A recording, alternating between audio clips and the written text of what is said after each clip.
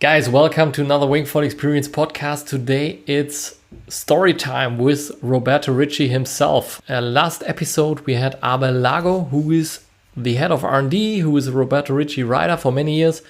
And today we had the boss himself, Roberto Ricci himself, the guy behind the brand R&D. And not only do they do water sports related products, they also do fashion, design, clothing. And it was a pleasure talking to him. We had kind of a history lesson in all the windsurfing and kitesurfing history that was super interesting, and also how he navigated through his life, through the opportunities that presented themselves to him. And then we obviously talked about wingfoiling. Enjoy the show. Please welcome Roberto Ricci.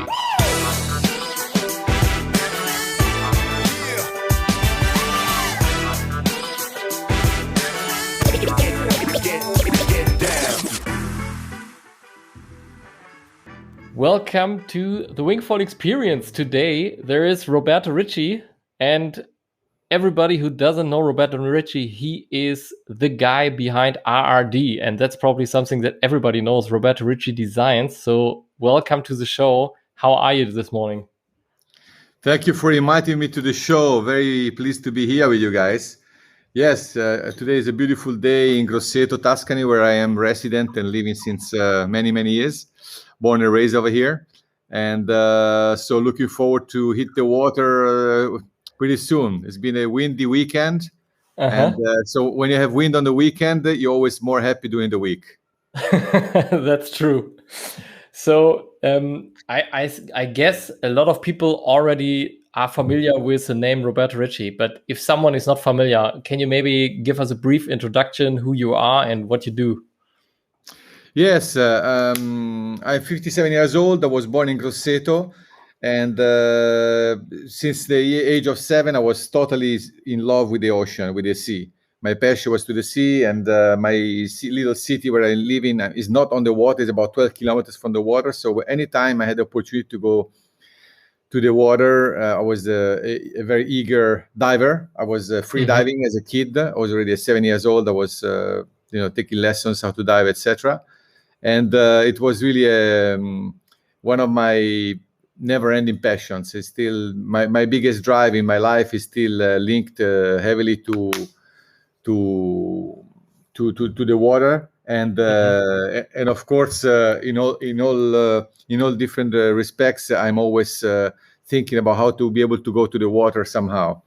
It's been my constant element where I'm linked deeply. And because of this ancestral link to the ocean somehow as a kid, I always develop my tendency to create opportunities, be it as a job or a lifestyle around the ocean. And in 1981, I discovered windsurfing by chance, because I was not really looking into that at all. I saw windsurfing before. I was really fascinated by it, but not really. I was more like a diver, I like to dive. I like to go underwater to do a bit of spearfishing, but more to explore the ocean. And in 1981, thanks to just a chance, because I saved some money. I was working in a swimming pool on a village, on a touristic village, as a pool watcher, and I saved some money.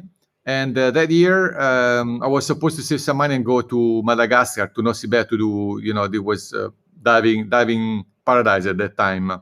And a friend of mine who was supposed to come with me broke his arm. So I was underage. I was 16 years old.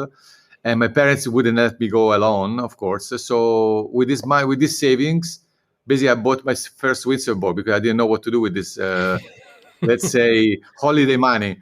The classic July, August, you work as a pizza maker or a surf rescue or whatever, So basically what I did with this money, I bought myself the first Tiger Shark, it was called. I remember very well the name of my very first board.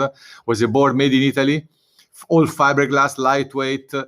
And I remember just I decided, okay, you know what? I'm gonna go windsurfing when it's windy, And when it's not windy, it means that the water is flat and I can keep going diving, because then the water is clear and I can see underneath. But in the end, windsurfing just took my soul, man. I was like blown away. That winter, I cannot forget. I bought the board. It was beginning of August somewhere.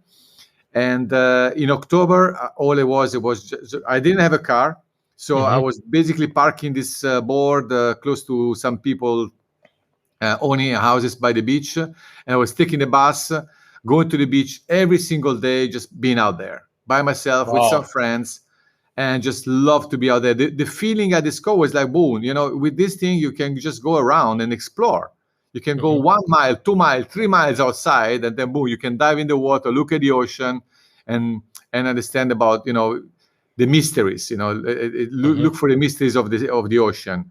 And that to me was not only a way to express myself through performance, was more a way to express myself through discovery. I was really fascinated by the discovery you could have with a windsurf. And then, of course, performance, short boards, foot straps, short booms, fat head sails, more power of the head. You can jump, and then jumping, Hawaii, Robin Ash, the whole Maui trip, and the whole Hawaiian trip in general. All this was like, wow, this is really California at the doorstep of Tuscany. So I can really experience now to be a little bit in an American trip. And then I started. Then I just rode the river, and here I am,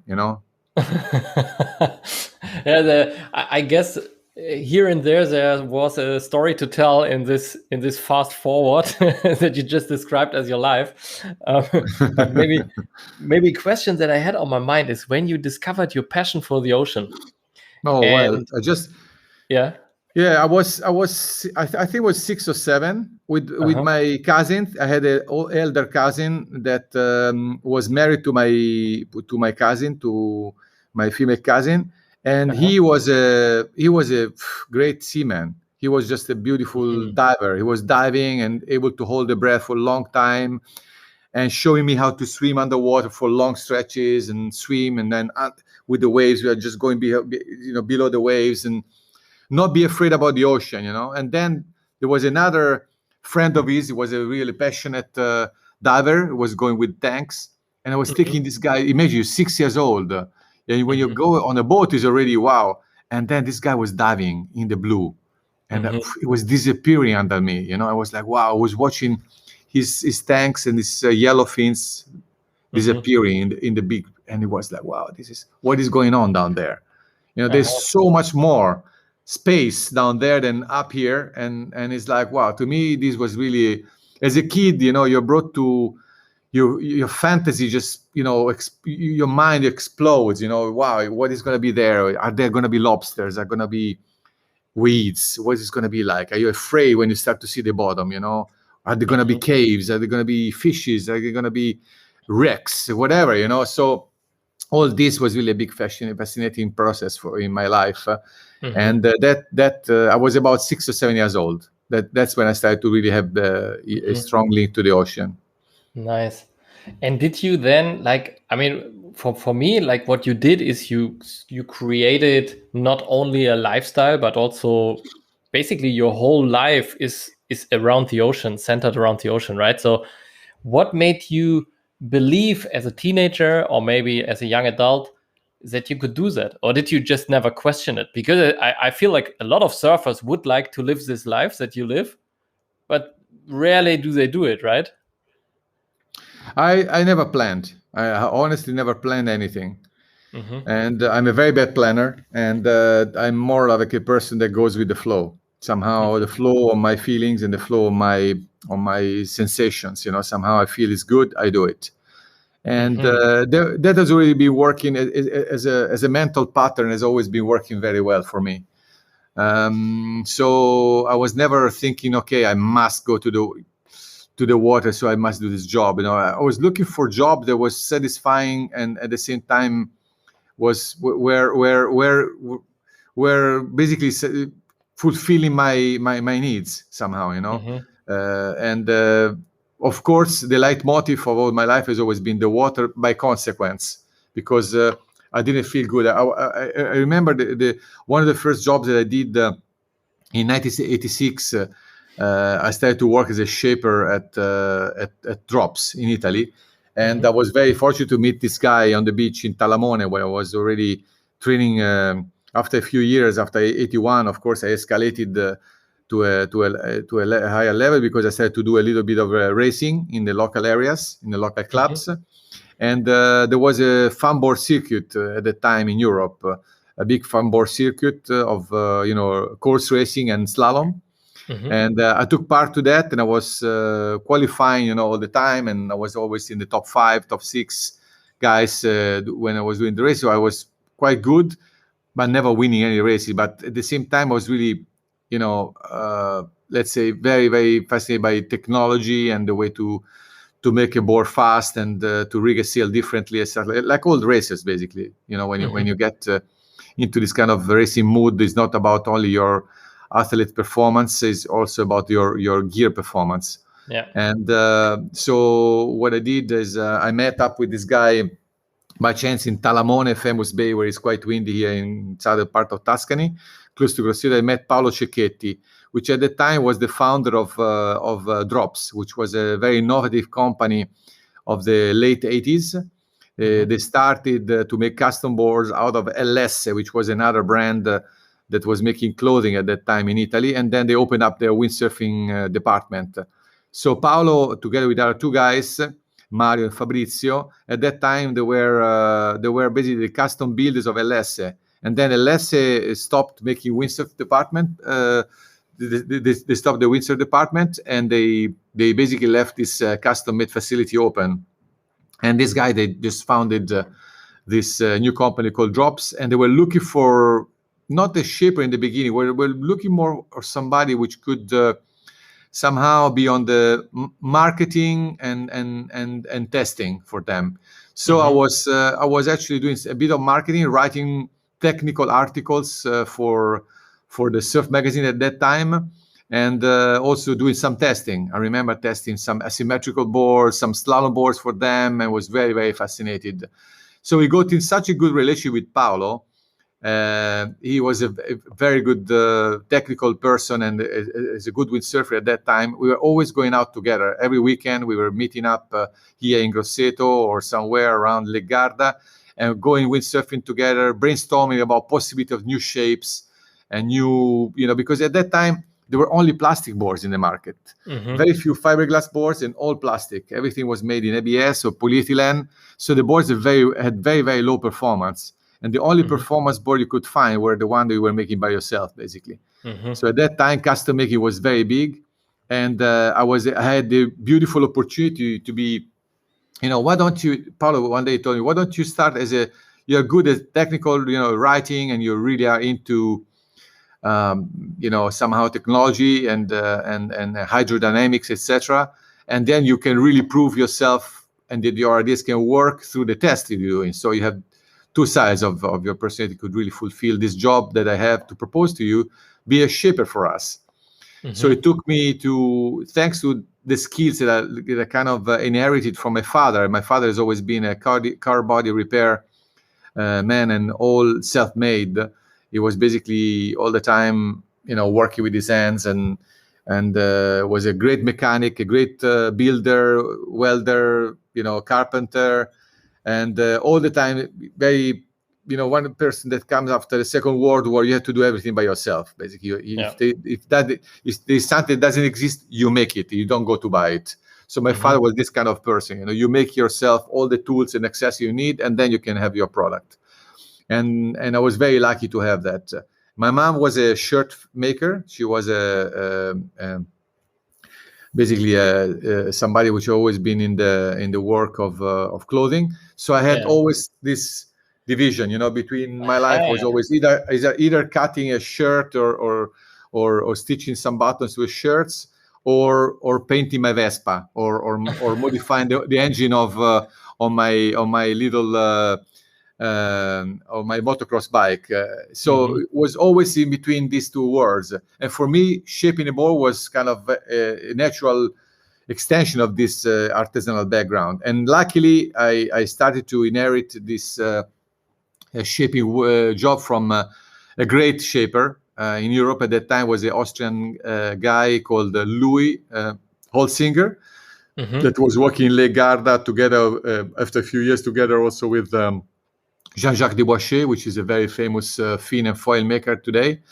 And together with Louis and then another shaper which was coming from Munich, Xandi Kreuzer, which is always been a very, very good water photographer for many years, now living in Portugal. I was getting from these guys the job of the secrets of shaping, how to design an outline, what the straighter outline, parallel lines do to the bore, what more curved does to the bore, volume, thicknesses, tucked under edge, channels. Wow, everything was possible. And then I started to shape from, these guys. Imagine at that time, these guys, since everybody was hand shaped out of Clark from blanks, were driving. Louis was driving to Perugia, where this company was.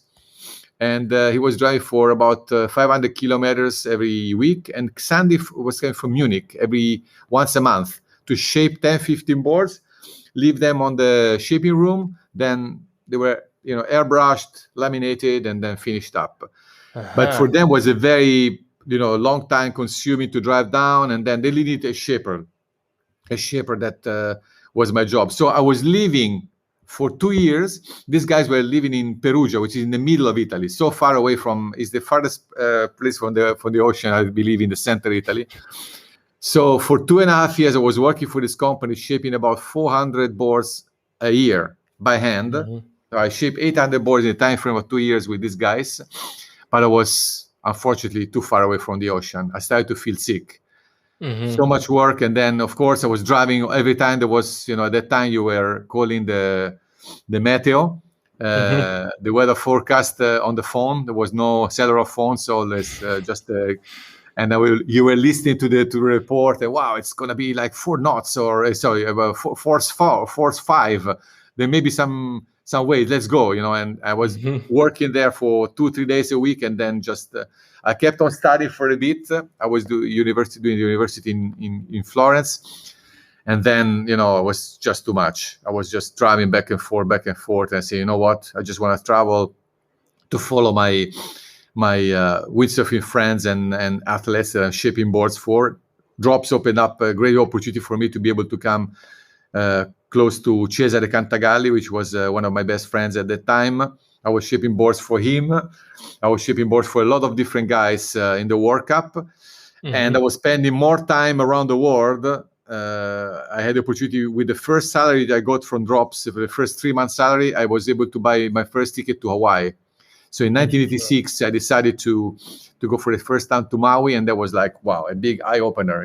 That it was the mecca of windsurfing. That was the mecca of water sports at that time. Yes. Everything was happening there. So I say, I can't get stuck in Italy, man. This place sucks. Look at that. You only have good food, art, whatever, but you don't have the ocean. You're missing the most important part of life, which is waves and wind. Without waves and wind at that time, water sports sucked. Windsurfing sucked. You don't want to be stuck in a lake with the 3-4 knots of wind and hoping that it's going to blow to 6 and maybe just get on a plane. You want to have waves. You want to have 25 knots, you want to have 2-meter wave, big jumps, and that's life, So I learned that, and I basically decided to do my thing. And in 1989, after 3 years of working with these guys, I opened up my little shaping room in my parents' garage in Grosseto, and another little shaping room in the cannery in Maui, where I was renting space from Doug Hunt at the cannery. So I was able to continue my dreams, and I based myself for over 5 years back and forth. I was spending over 4 months a year in Maui, 2 months in the summer, in the springtime, and 2 months in the fall. The classic Maui Grand Prix time, and then Aloha Classic time, just before the 2 biggest events of the year. I was there training, and then I had the opportunity to improve also not only my shaping by being there, but also to be able to ship boards for really good riders. Some of the riders were my friends during the time of the World Cup, were basically my clients as well. I was shipping boards for these guys, and thanks to the fact that I was shaping boards for them, I was also able to race with them because I registered myself to the first. When you're around the world shipping boards and you're on the beach all the time sailing, you want to. You have the opportunity to, why not, enter the Aloha Classic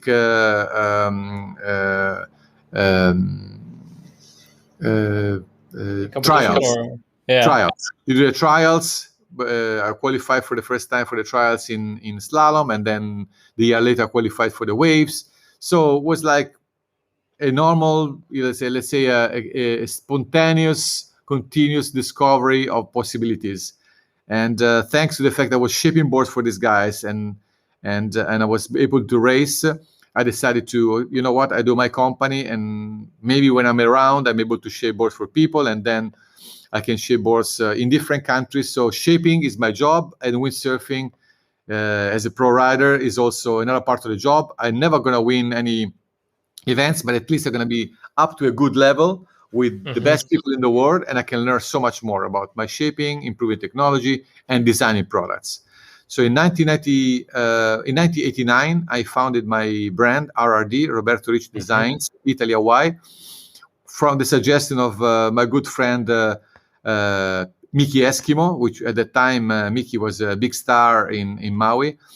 And he was always telling me, you shouldn't. In the beginning, I wanted to make a logo which was called like aqua design, so H2O design, something linked to the water because of my big love for the water. But then he said to me, you have such a Italian name, Ricci. It's easy to remember. It sounds very straightforward. And why don't you use your name? Roberto Ricci. Ricci sounds like Pucci, Gucci, fashion. You can mix it up. Somehow. You can, then if a guy like him, he's a superstar at that time. And now, if he believes in that, why not? And he was really the big starter. He was the man who really kickstart this belief and trust in myself. So Mickey was a great source of inspiration for me, and then also other friends of mine from Italy, like Pietro Porcella, a famous windsurfing journalist at that time. He was always encouraged me. Yes, the Italian name is strong enough. Go for it. So. You are basically in the middle of a situation where you don't feel so strong enough or so well known enough to found your company, but at the same time, this desire inside yourself to express yourself somehow. So I was not a good racer. I couldn't really be a top professional for many years, but I was shipping boards that were performing well and were winning races. At that time, I was good friends to Anders Bringdahl, and we decided that, it was in a situation where he wanted to change sponsor. So I shipped some boards for him, and it was, doing extremely good results, both in slalom and wave riding with the boards I was shipping for him. So they also gave me a lot of trust. And the year after, I decided, let's go for it. I had one of the other stepping stones that I had in my life was a negative happening. It was basically a fire. I had a big fire in my small factory in Italy. In 1993, in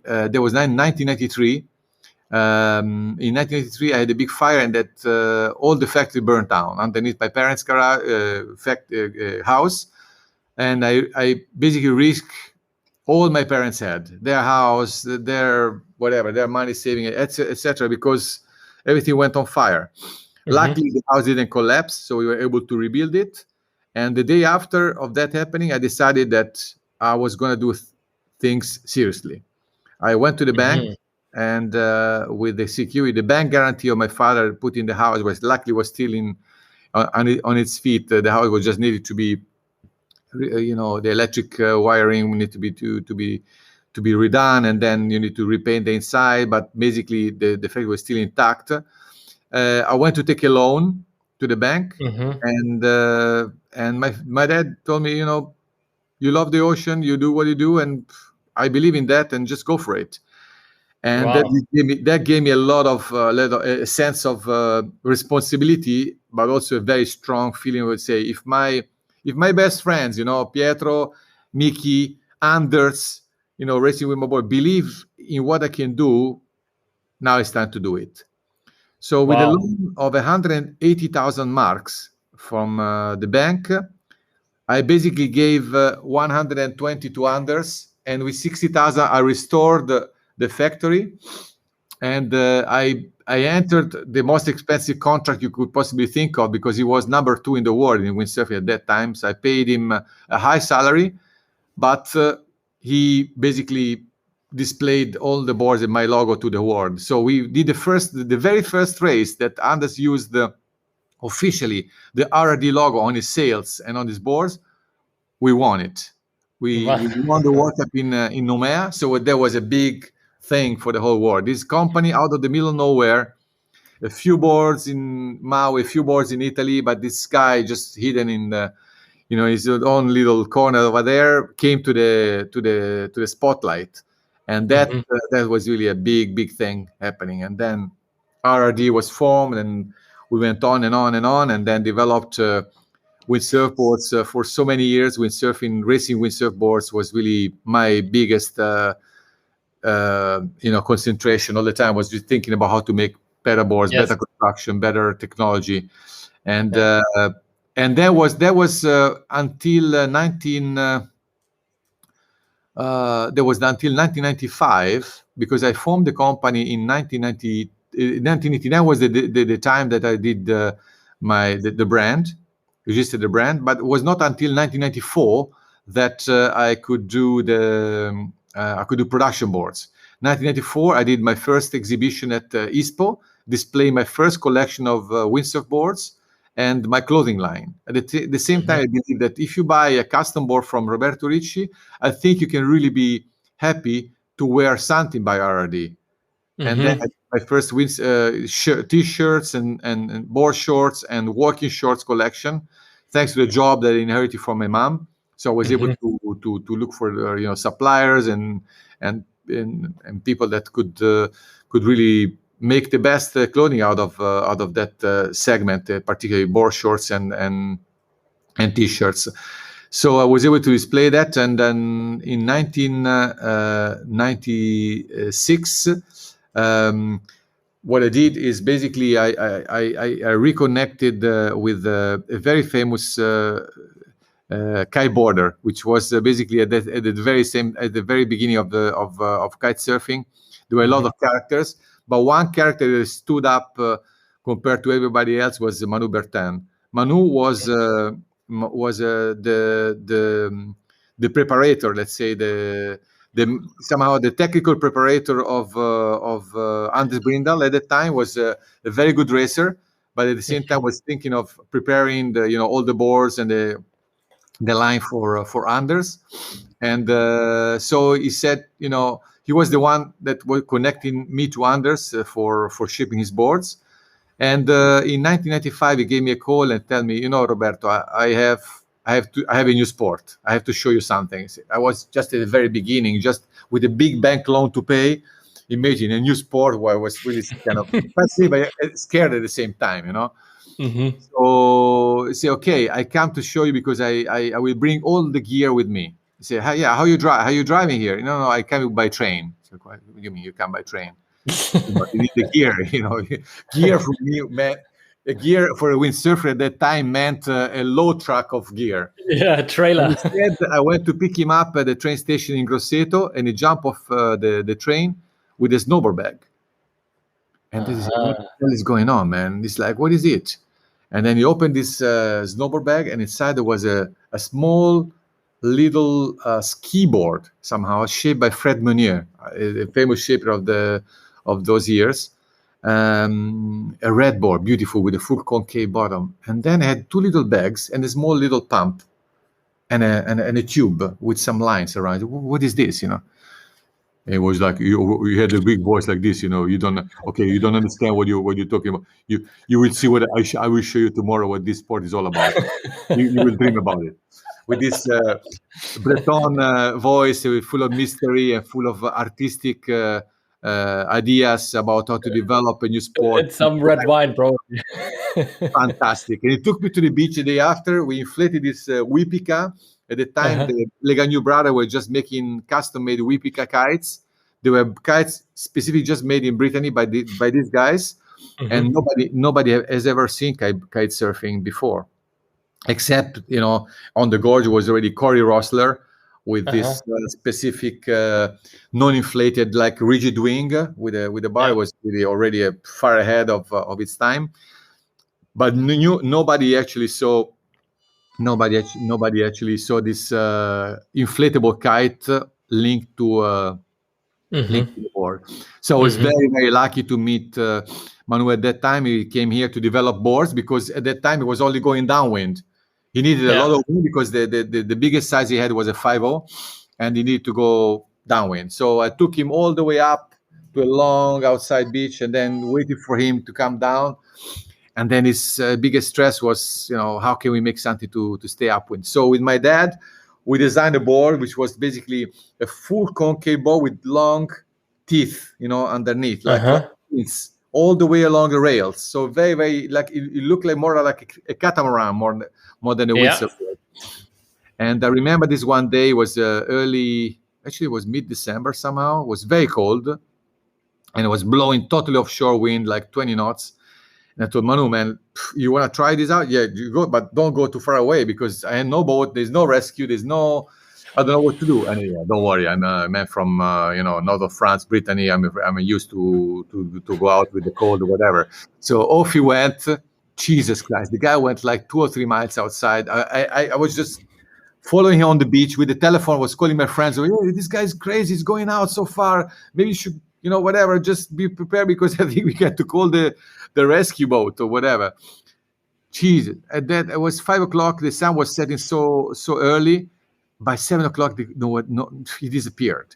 So I remember to the fishing boats coming to the little town where I live now in Castiglione, asking people, hey, do you see this guy with a kite on his hand? And the guy were thinking I was on drugs or something because the guy with a kite, stay outside so far away. And he basically came back at 9 o'clock with his kite wrapped underneath his board. And one friend of mine found him on a street not really far away from where we. And the first thing he told me, hey, Roberto, the board works really well. If it works really well, should have come back to the beach, not being outside. You don't understand. You think it's magic. It's fantastic. With the or somebody who learns something new from a crazy design. And I remember the guy getting so sick the same night. It was like 39 degrees of fever. And that's how we started kiteboarding. Wow. Nobody actually ever saw a kiteboarding. He was the first one in Europe by far. And I was lucky enough to develop the first 2 kiteboards together. Fred Monnier was the first one. I was probably the second one to shape boards for Manu.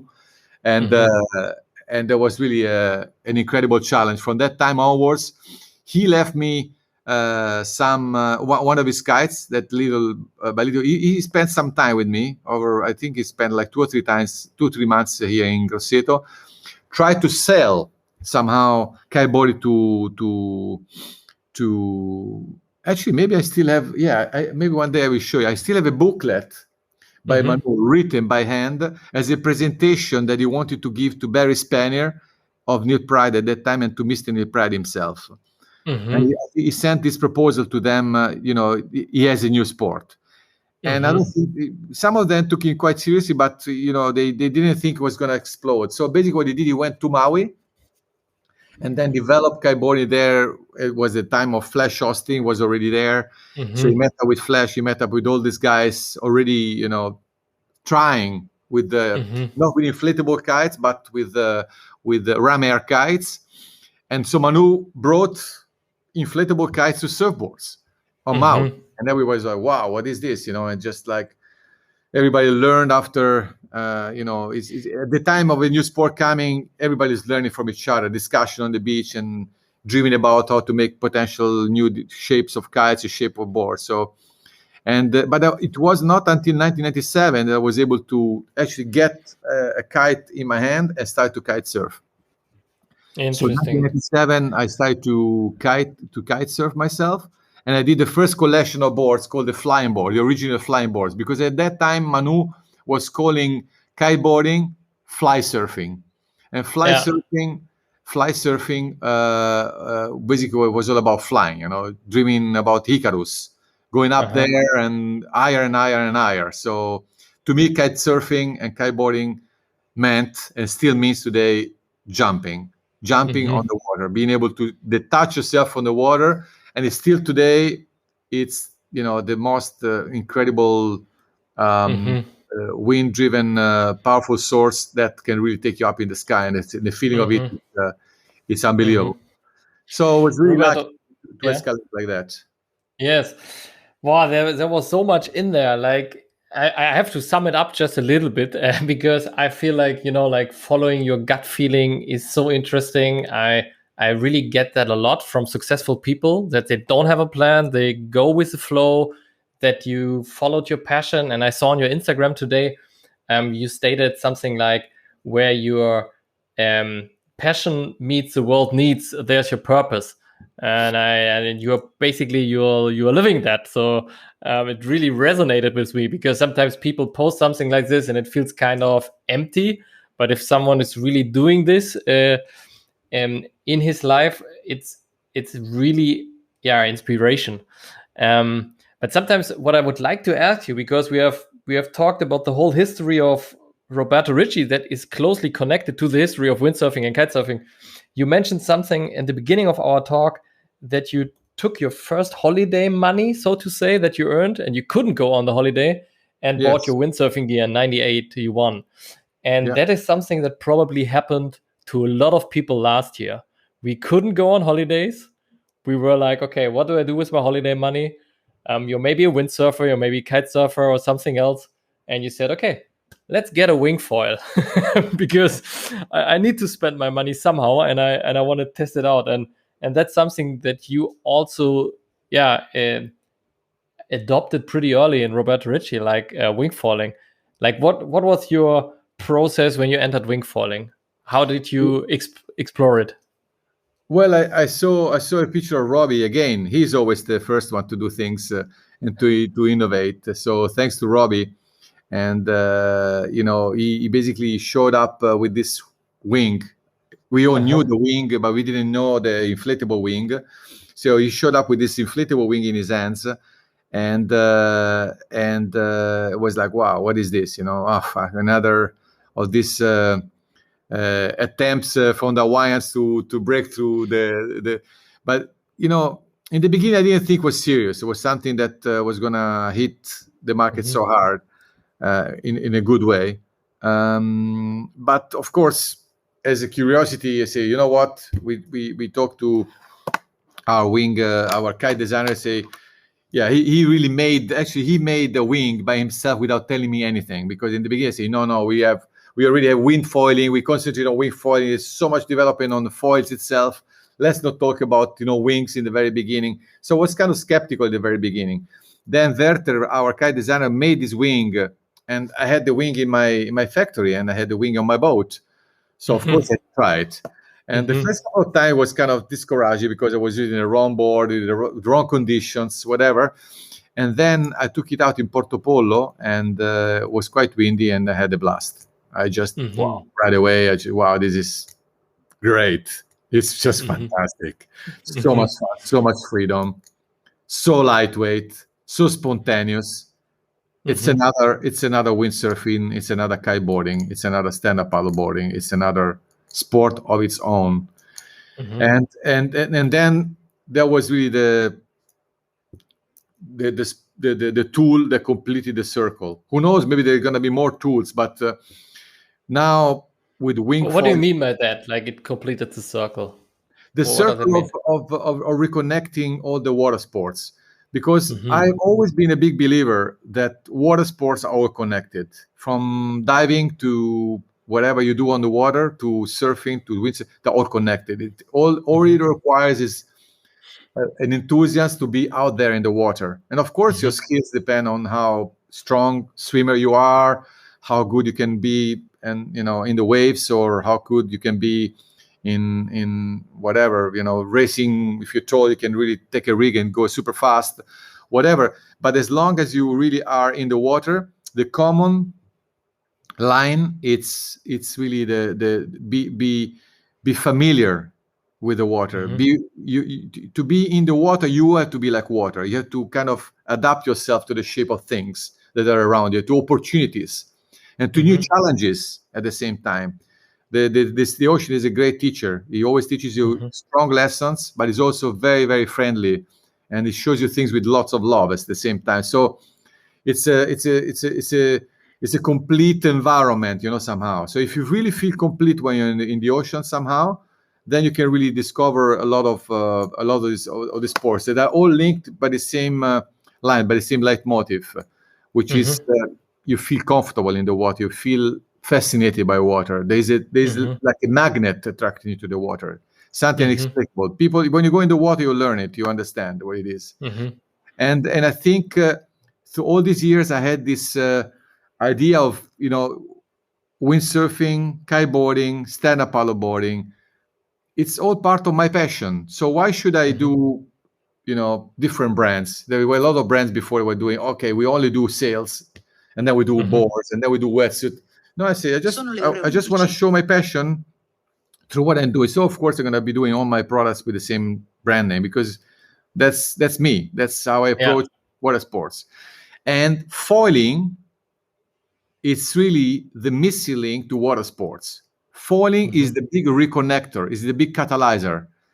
Foiling shows you that you can use whatever sports you're doing. You ride a wave with your hands, you paddle, you create the power to get enough lift to the front wing to come out of the water. Is the starter of the foil, the paddle. You stand up, you paddle, that's the engine. You windsurf, a sail. You kite, your kite. Now the perfect toy for this, the wing, is the perfect toy because it takes the minimum amount of power. So you're not connected to a mast or through lines, or you don't have a paddle in your hands. So you use still the most important power that is together with the water on the water, which is the wind. And then harnessing the wind with very little power, you're able just to kickstart the front wing and get going. This is phenomenal. And this is what was missing to complete the circle of all water sports are connected now, thanks to hydrofoiling. So hydrofoiling is the best thing that could happen to water sports. That's the best explanations that I heard so far why wingfoiling is special. And it really resonated with me. And what you said, like that it's a circle. I talked to Abel Lago 2 weeks ago on the podcast, who is one of your dearest and in helping you to develop a lot of gear. And he said two things. He said first, like he's not allowed to develop the foils and the wings because that's Roberto's thing. He made it kind of a joke, but we could tell that there's a lot of passion. And the second thing is like what you said, like connecting sports. That's really something that I also see here in your gear, in your catalog from Roberto Ricci, that everything is connected. That the universal foil is, you can surf foil, you can subfoil, you can wing foil. That with the boards you have you can windsurf foil, you can wing foil. So everything is kind of enhancing other sports also, and that's something that I liked a lot, because when you're not on one sport, you just like the ocean, you just like the water, the wind. You want to do it all, huh? You want to combine the things. So absolutely. So what's on your mind? What do you think? Where is this all going? Like the foil, the wing foil. What do you think is the future?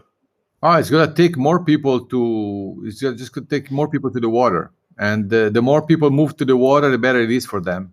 It's the best thing could happen to humanity.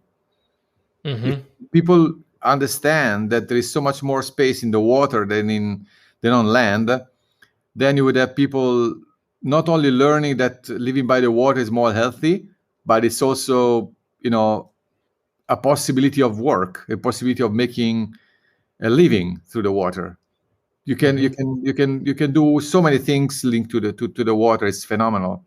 You can create a source of energy. You can create food. You can create your job opportunities thanks to tourism, like I did on water sports.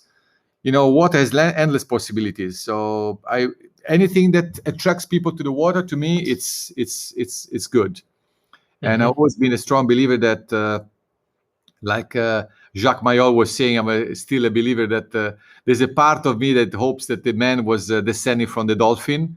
You know, he wrote this beautiful book called Homo Delphinus, which is a bit of imagination in there, but I think at the same time there's some parts that I can cannot believing. There's a strong attraction to the water. So I think for the humanity, and especially for people living so far away from the ocean, it's very important that first of all they learn how to live outdoor, and the COVID now is showing us how important it is for mankind to live outdoor, to find your sanity of mind and the health of body.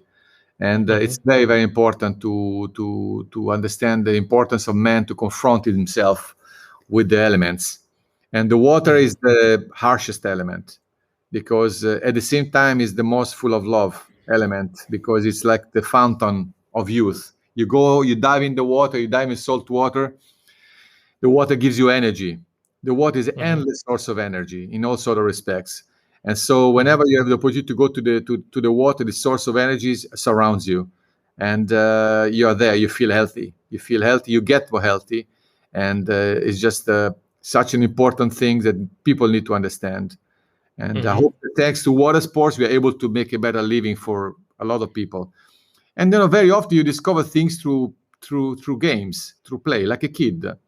You in the water, you become again a kid. You want to play with the others. You want to play with the water, because water is an endless source of energy, and it's like is the cradle of your mom. You can jump on it, you can fall on it, but it doesn't hurt you somehow. I keep telling this to my kids. My kid is a passionate skateboarder. He loves skateboarding. Jesus Christ, he lands hard and he's kind of handsome with lots of bruises. Look, I tell you, you could do the same in the water. You wouldn't hurt yourself. So why don't you do it? Somehow. No, luckily he's a good faller and he loves all water sports, but he's definitely way more into skateboarding than anything else right now. But again, find yourself your space in outdoor sports, and you're going to be a better person for sure. Better living. And water, if you can, is to me what really fascinates me the most, because it's the farthest environment from our land. So in a way you put yourself to in an always uncomfortable situation somehow, where you can drown. All the time you can drown. You don't breathe. And this thing is a challenge all the time. You have it there, and it's phenomenal. It's fantastic. Thank you so much for that. I believe you need to go, because you are heading into another meeting, right? Yeah. So I don't want to stress your time too much. It was a pleasure talking to you. I would love to continue talking to you maybe about it another time, if you're up for that. I'd be happy to do it another time, to talk a little bit more about wingfoiling as the development, and where I think windfoiling is going. But generally, I can tell you that hydrofoiling it's the best thing could happen to water sports. As I said before, it takes a lot of new guys into the sport, and new people, new kids. We just did a competition in Sicily last week, and two on the podium. Two kids on the podium were all 15 years old. Wow! And it was an open competition, so everybody could attend. Competition, everybody could participate, and two kids were 15 years old.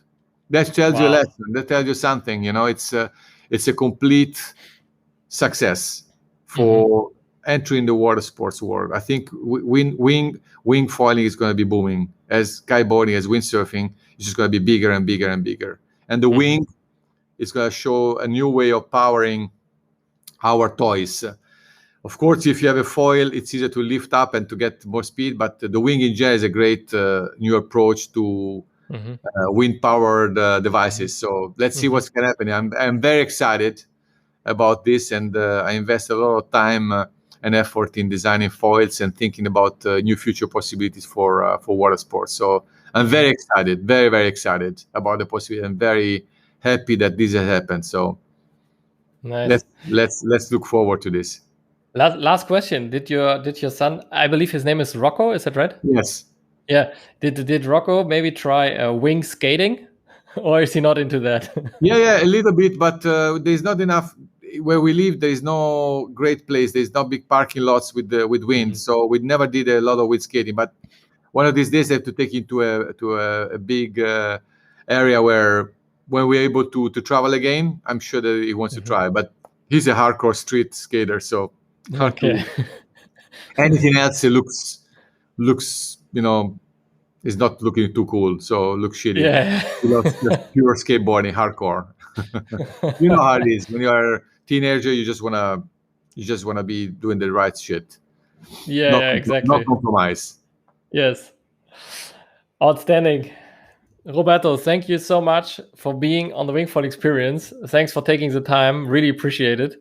And the two things, if you are up for it, I would really like to dive into next time maybe is a wingfoiling. And obviously also, like, I found it really interesting that you're seeing the water, the ocean as a teacher and as also a possibility to, to upgrade your life or your lifestyle, your health. So that's also something I would really talk to you more in detail next time. Absolutely. I'd be happy to. Let's set a meeting right away. When we stop the podcast, let's do it. Thank you so much and have a great day. Thank you, Daniel. Thank you so much for your experience. Ciao. Ciao, ragazzi.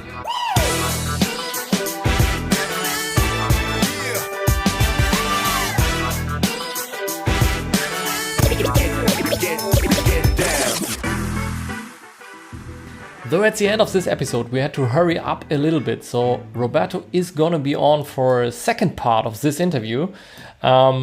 Really stoked to talk more about wingfoiling with him, also to go more into detail, technical stuff, riding, maybe also the future of wingfoiling, and also about the ocean and his love for the ocean a little bit more. If you have questions to Roberto, please let me know. Hit me up on Instagram, hit me up in the comments. If you're on YouTube, put it in the comments. If you're on Facebook, Instagram, whatever, put it in the comments. Just let me know about your questions. Happy to ask them to Roberto. That's the first time we actually split the interview in the Wingfoil Experience podcast, but I think it might be super cool to also incorporate one or some of your questions, guys. Let me know. If you like the podcast, please subscribe. Please also consider sharing it with some of your friends. It really means a lot to me. Stay tuned, watch out on the forecast, and if you see something, go wing it.